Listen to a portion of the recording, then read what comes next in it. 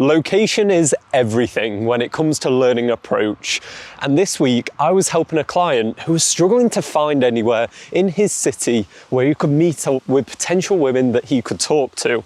And to his credit, I did have a look, and despite being a city, there was no densely populated areas, there was no high streets, and it was weirdly non-pedestrianised. It was just all set up to drive around, which made it really challenging for him to find somewhere to start to practice his ability to talk to people.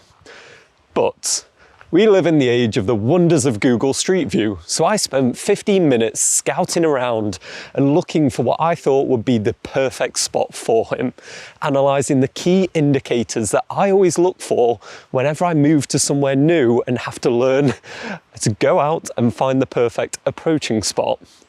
And a little bit later, I found it.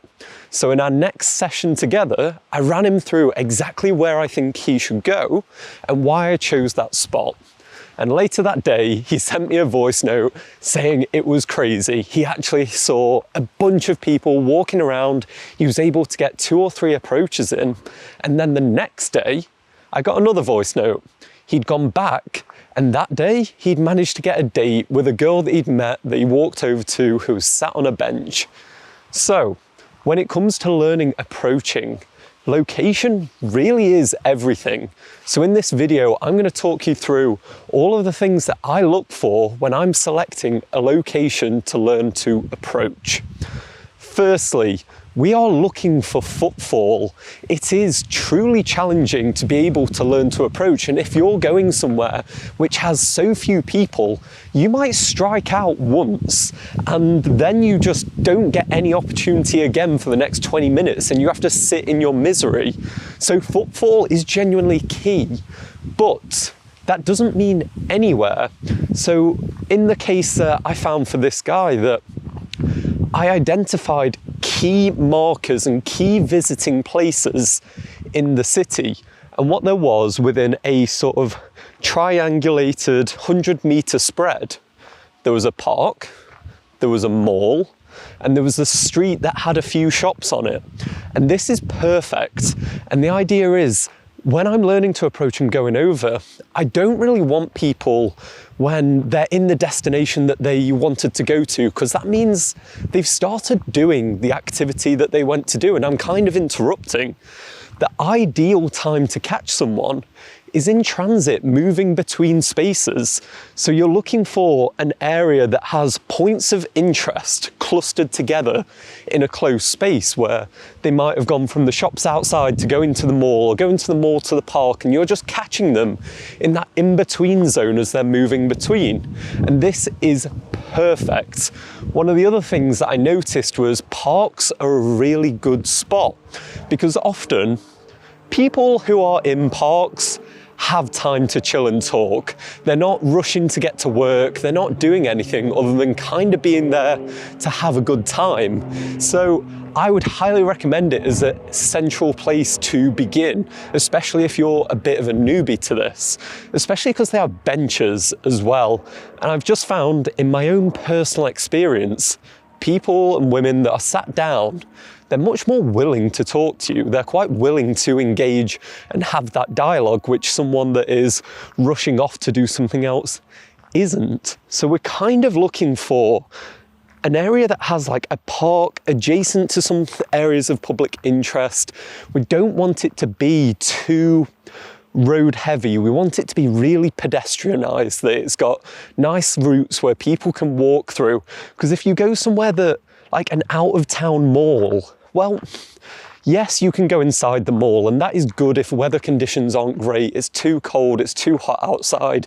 You can go inside the mall and make something work. But traditionally, I've not found that as effective as catching people when they're just moving about their day.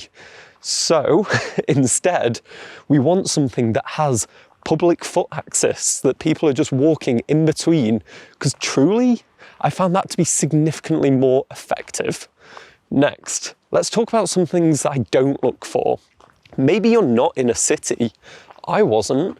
When I moved back to the UK from Bulgaria, I was really intent on meeting someone. I wanted to meet a new girlfriend, and I was like, right, let's do this. I'm ready. I've been single for a bit. Let's meet someone new. But then I was like, well, my town that I live in here has a population of something like 12,000. It's pathetic. It's nothing. So I didn't bother even looking. I didn't bother trying to go out here. So I went to the next town over. I went to the city closest by that was like a 20-minute drive, and then identified those key spots again. I ended up going somewhere near the shopping centre, but also near some other shops to find this kind of footfall. And I ended up meeting my girlfriend, who is 6 months now we're together. And it was because I picked the right location. You can also adjust based on who you're going to find there. The park that was near the client that I recommended was called University Park. Highly likely you're going to run into quite intelligent university girls that are open to talk to you. And then one of the final don'ts that I recommend, especially if you're in kind of European cities, like I was, sometimes they have like big hillside, almost like mountains in their city. Don't go approaching on there. Don't go anywhere that is like isolated to do it, because then the fear factor is just ramped up for when a stranger decides to approach. Instead, you want to do it in this open public space. Why parks are so great, why high streets are so great, because you get the double whammy of she feels safe because she's in such a public space, but she also feels kind of invisible because you have the invisibility of the crowd, which is a term I like to refer to because there's so many people just going by, fucking past everywhere, rushing about.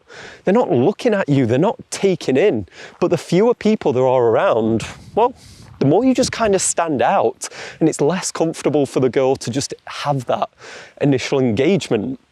When it comes to selecting your location, really think about these key indicators of having something that is high in footfall, that has some key interest spots correlated close together to each other. Make sure it's very pedestrianised. It's not big, long motorway roads cutting through it, because that will just...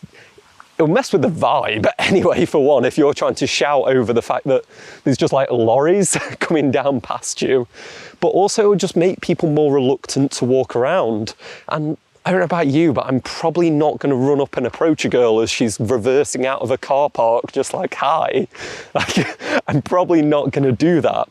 And if you don't have access to an area like this, don't think you're restricted to exactly your small town. It's perfectly fine to then try and meet people in the next town over. Like, people make long distance relationships work, never mind a 20-minute drive kind of relationship, especially if you're just kind of building the skill up. It's something new for you. You're trying to develop your ability with approaching. You need to get the reps in. One of the things that I say to my clients is, we need you to get 100 opportunities in to be comfortable with this. 100. Like, I think I've done over 1,000 approaches. But the thing is, side tangent here, you going over and simply saying hi is enough. That's one of your 100. Even if she carries on walking, you created that opportunity. But what I would say is, a lot of guys end up failing the approach before it's even started. And I think there's one key thing that they do to do that, and it ruins their bravery that they've done to go over there. So if you've now found the location that looks perfect for you, you've identified it, I'd recommend the weekend. Like, there's just more people. And then you're looking to do your first few approaches and be more confident with it.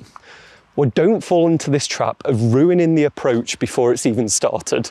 So check out this video here and save yourself the pain of the biggest mistake that I've seen my clients make.